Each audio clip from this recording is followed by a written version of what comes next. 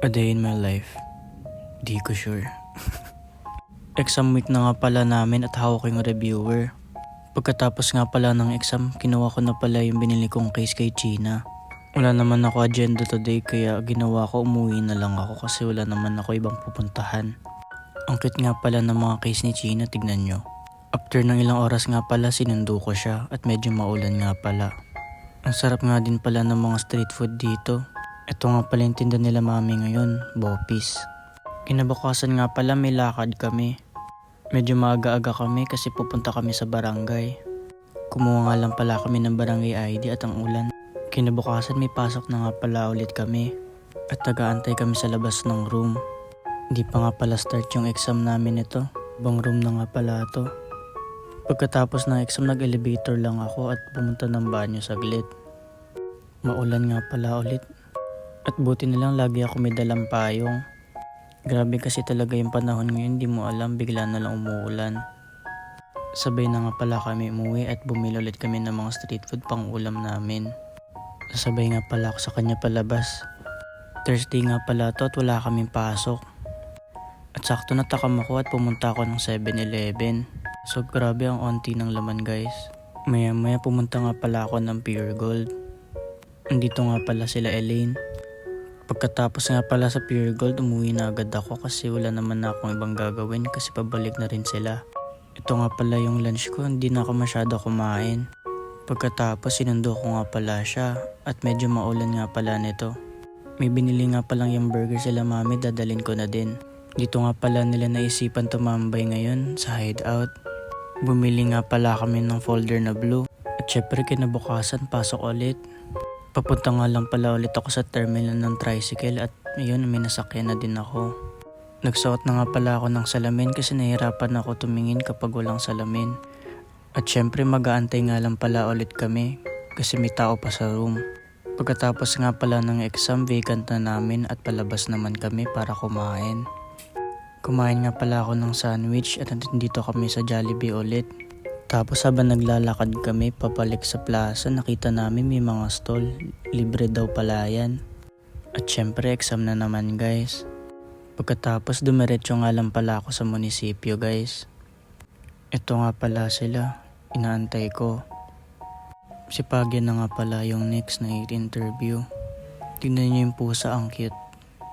Ang sarap ng tulog. Nakapasok na nga pala sila at inaantay ko. Nabukasan, exam na pala agad at ayan, nag-book na lang siya ng Move It. Si Maddie, kinarga nga pala si Marian. Banding na nila yan guys. At ang favorite ni Marian, ang Lomi. Sarap na sarap nga pala siya dyan guys. Tapos ininit nga lang pala ulit ni Daddy yung Lomi para masarap kainin. Masarap kasi talaga pag mainit ang Lomi kainin. Maya nagbihis na din ako kasi magnininong ako sa binyag. Kasama ko nga pala si Ate Isla. Malapit lang naman yung simbahan sa amin guys. Picture lang with Sunny at kantahan. Happy birthday to you. Happy birthday to you. Happy birthday, happy birthday. Happy birthday to you. Okay, dalawa. Tapos picture lang pala ulit sa loob. At sa mismong simbahan. Pagkatapos nga lang pala namin mag-picture, umuwi na din kami. Nakita ko si Skat tumatakbo. Tapos na nga pala yung exam at nag-move it lang siya.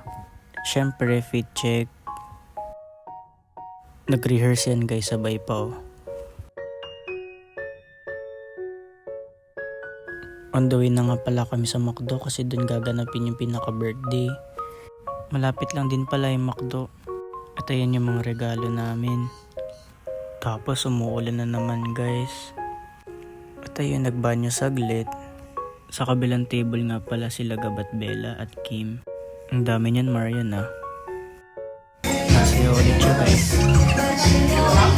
Nagpa-games nga lang pala. Kuya Aldrin, taga saan ka? Taytay Rizal. Ay, Taytay Rizal!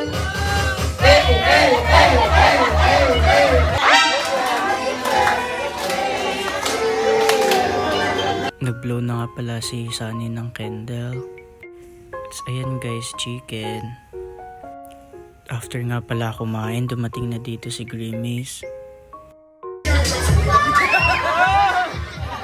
Tapos na nga pala yung pinaka-program at nag-thank you na sila Tito Kaloy. Pauwi na nga pala kami.